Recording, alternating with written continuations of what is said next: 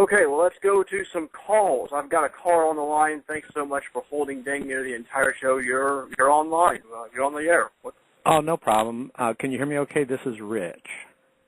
Oh, hi, Rich. Yeah, I can hear you just fine. Hey, I was at your blog. I just want to bring something to your attention. Then I had a question for you. It says here on your blog, you said it's kind of like trying on a whole slew of straitjackets, but you spelled straight wrong. And then you put, now I feel compelled to do more, and you spell compelled wrong, so I just thought I'd let you know. But I know atheists tend to spell a lot of things wrong. Hey, I had a question for you. Recent studies show atheism is declining as a whole worldwide, like as a whole. And the recent studies show that atheism is declining worldwide, and I think it's because atheism lacks proof and evidence. So let me ask you this question. Without evading, what proof and evidence can you provide me that would prove atheism is accurate and correct? Well, okay, let's back up here just a second, because we really need to define atheism.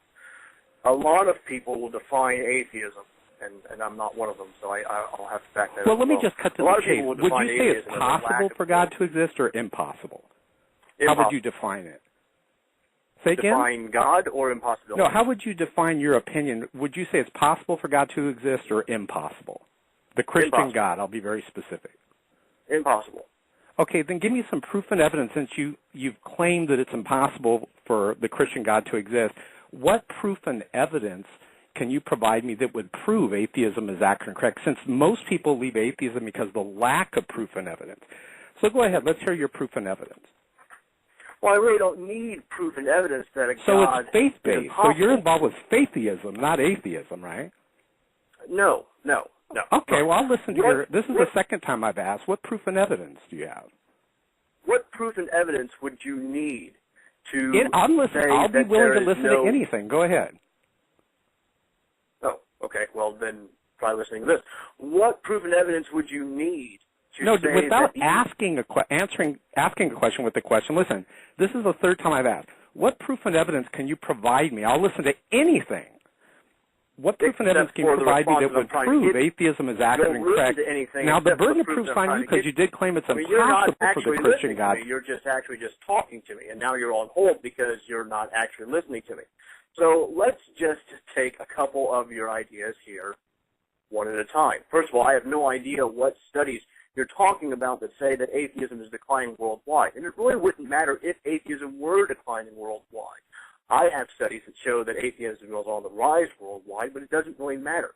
The point is that it doesn't matter. The point is that unless you need evidence and proof to show that Santa Claus doesn't exist, show that fairies don't exist, show that Bigfoot doesn't exist, if you want to show evidence that these things don't exist, then I'll show you proof that God doesn't exist. As a matter of fact, why don't you prove that Bigfoot doesn't exist? And I'll just use your method to prove that God doesn't exist. Okay? Go ahead. Okay, yeah, let me ask the question. Without you evading, we're not talking about Bigfoot.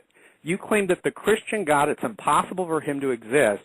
Everyone's listening to you fail ethically on the radio. This is the fourth time. You're involved with faiththeism. You don't have any proof and evidence that atheism is accurate and correct. You do have Santa syndrome, though. But what proof and evidence do you have that atheism is accurate and correct? This is like the fourth or fifth time I've asked you. Go ahead. I'll listen. Are you sure?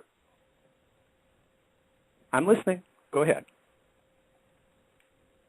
What evidence would it take to convince you that the Loch Ness Monster What do you got? Give me some proof and evidence that atheism...